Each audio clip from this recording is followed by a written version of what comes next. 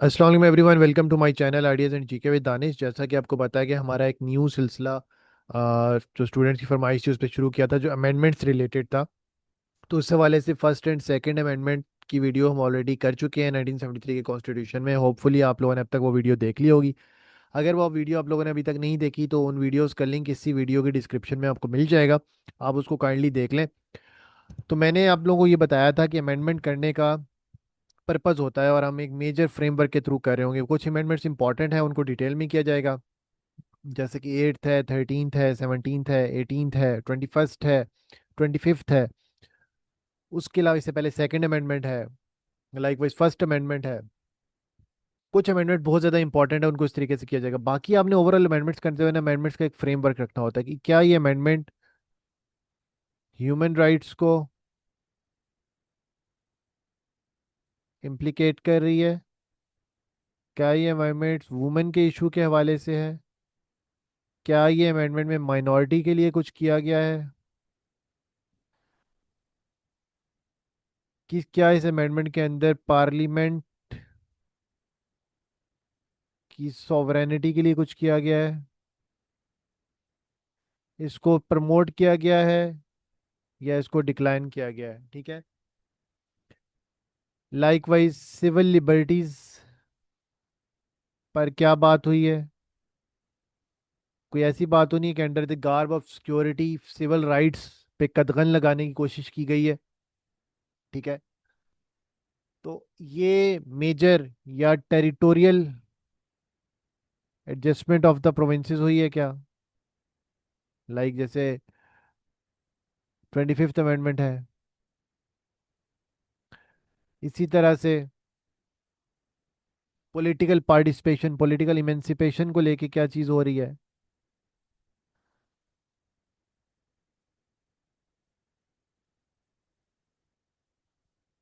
ठीक है। क्या जुडिशरी से रिलेटेड कुछ स्पेशल प्रोविजंस हैं। तो इन 8 हेडर्स में आप जब भी अमेंडमेंट कर रहे हो तो आपको मेजर इन 8-9 हेडर्स के अंदर आप अमेंडमेंट को बाइफरकेट कर सकते हो। आप चार्ट बना सकते हो और चार्ट बना के आपको इसी इजी तरीके से आप इसको याद कर सकते हो।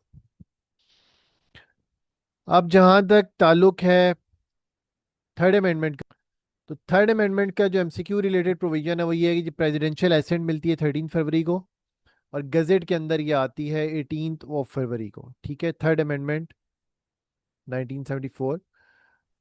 ठीक है। तो थर्ड अमेंडमेंट तो कॉन्स्टिट्यूशन फाइनल अप्रूव होती है 13 फरवरी को, और गजट का पार्ट बनती है 18 फरवरी को। बेसिकली उस वक्त का अगर आप प्रीटेक्स्ट देखें तो मुल्क के अंदर थोड़ा सा सिचुएशन खराब थी। सेंट्रल गवर्नमेंट ने बलूचिस्तान में ऑपरेशन भी स्टार्ट किया हुआ था, तो एक सिक्योरिटी मैट्रिक्स के फ्रेमवर्क में आप इसको देख सकते हैं। ठीक है। सिक्योरिटी मैट्रिक्स के फ्रेमवर्क में आप इस अमेंडमेंट को देख सकते हैं। तो इस अमेंडमेंट के अंदर जो सबसे एक इम्पॉर्टेंट चीज हुई थी वो यही हुई है कि जो प्रिवेंटिव डिटेंशन का पीरियड है फॉर द पीपल जो के मतलूब हैं स्टेट की इंटेग्रिटी के खिलाफ काम कर रहे हैं, तो उनकी जो प्रिवेंटिव डिटेंशन है वो 1 मंथ से 3 मंथ्स हो जाएगी। और ये आर्टिकल 10 के अंदर अमेंडमेंट हुई। प्रिवेंटिव डिटेंशन का टाइम पीरियड जो है वो बढ़ा दिया गया। ठीक है। और ये किन लोगों के लिए होगी, जो वर्ड एनिमी ऑफ पाकिस्तान, और एनिमी के अंदर कौन कौन से होंगे, जो कि एक्ट कर रहे हैं और attempted to act in matter prejudicial to integrity security और डिफेंस ऑफ पाकिस्तान।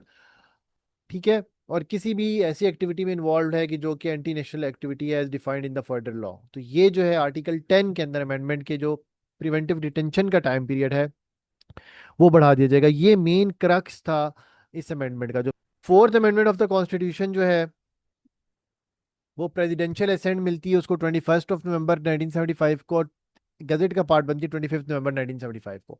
इसके अंदर भी जो इंपॉर्टेंट चीज़ है, एक तो सिक्योरिटी फ्रेमवर्क के हिसाब से आप इसको देख सकते हैं। दूसरा चीज़ इसके अंदर माइनॉरिटी की सीट्स की बात की गई।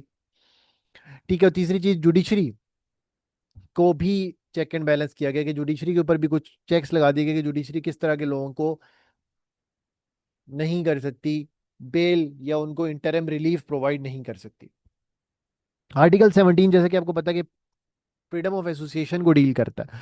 तो इसके अंदर पॉलिटिकल पार्टीज किस फ्रेमवर्क में ऑपरेट करती हैं इसके बारे में बताया जाता है। तो उसके अंदर ये लिखा गया कि जो पार्टी बेसिकली मोरालिटी और पब्लिक ऑर्डर की अगेंस्ट काम करती है, तो उसका ये होता है कि फेडरल गवर्नमेंट उस पर अगर पाबंदी लगाती है तो 30 डेज के अंदर रेफरेंस जो है टू द सुप्रीम कोर्ट देना पड़ता है। फिर सुप्रीम कोर्ट डिसाइड करती है कि इस पार्टी को बैन करना है या नहीं करना। उसके अंदर जो वर्ड मोरालिटी और पब्लिक ऑर्डर जो है ना, उसके साथ वर्ड्स को ऐड कर दिया गया सोवरेनिटी और integrity of Pakistan, public order and morality shall be substituted. मतलब वो जो आप बात कर रहे थे कि वो पार्टी क्या, किस बात पर पार्टी के खिलाफ एक्शन हो सकता है, तो उसके अंदर मोरालिटी और पब्लिक ऑर्डर के साथ सोवरेनिटी और इंटेग्रिटी ऑफ पाकिस्तान भी चीज जो है ये ऐड कर दी गई, ये वाला पॉइंट।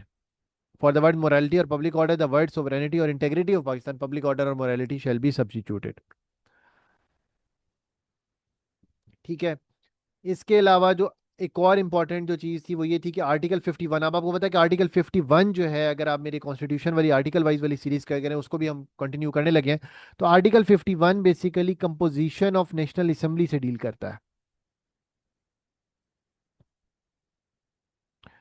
तो आर्टिकल 61 के अंदर ये बताया गया, 51 के अंदर बताया गया, इस अमेंडमेंट के अंदर अमेंडमेंट आई कि जी additional 6 assembly seats reserve for the person in clause 3 of article 106।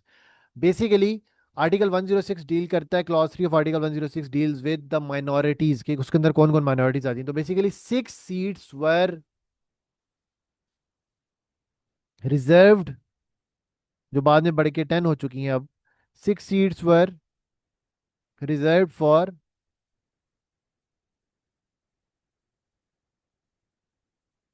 Minorities. ठीक है। तो ये एक अगला अगला एक फोर्थ अमेंडमेंट के अंदर एक इंपॉर्टेंट प्रोविजन है। देन इसके बाद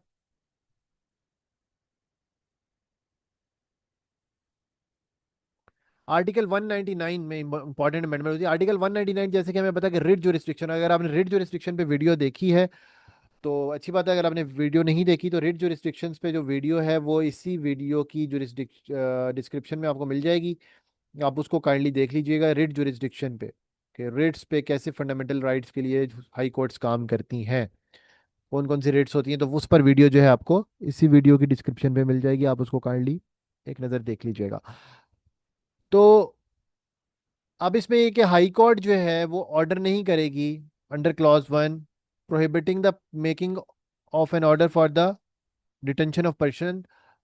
जो प्रिवेंटिव डिटेंशन के अंदर बंदा डिटेन किया जा रहा है 90 डेज के लिए, जो कि थर्ड अमेंडमेंट में चीज आई थी, उसकी प्रोहिबिट करने के लिए कि उसको डिटेन नहीं किया जाए या उसको बेल ग्रांट करने का ये ऑर्डर का जो इख्तियार है, ये हाई कोर्ट से ले लिया गया था। जो प्रिवेंटिव डिटेंशन के अंदर लोग इन्वॉल्व हैं या प्रिवेंटिव डिटेंशन जिन लोगों की हो रही है, तो उनको किसी भी तरह का relief in the form of कि उनको अरेस्ट ना किया जाए या उनको बेल ग्रांट कर दी जाए, तो वो जो है हाई कोर्ट जो है वो ऑर्डर नहीं कर सकती। ठीक है। तो this was another amendment to the article 199 of the constitution, basically ये हुई थी। और अगर इससे पहले कोई ऑर्डर आ चुका है और उस पर 60 डेज गुजर गए हैं, तो फिर क्या है, वो 60 डेज के बाद दोबारा वो ऑर्डर नहीं दिया जाएगा और 60 डेज की एक्सपायरी के बाद उस पर उस तरह का कोई दोबारा ऑर्डर नहीं दिया जाएगा। तो ये एक और चीज़ क्लॉज 4A के अंदर ये इंसर्ट की गई। तो ये थी जी दोनों वीडियोस, दोनों amendments, third amendment and fourth amendment. इसी वीडियो के डिस्क्रिप्शन में आपको फर्स्ट एंड सेकंड अमेंडमेंट मिल जाएगी और उसके अलावा स्टेट जुरिस्डिक्शंस वाली जो वीडियो है वो भी मिल जाएगी। तो होपफुली आपको जो है ये वीडियो पसंद आई होगी। अगर आपको कंटेंट पसंद आ रहा है तो वीडियो को लाइक कर दीजिएगा, चैनल को सब्सक्राइब कर दीजिएगा और बेल आइकन को प्रेस करना नहीं भूलिएगा। अल्लाह हाफिज़।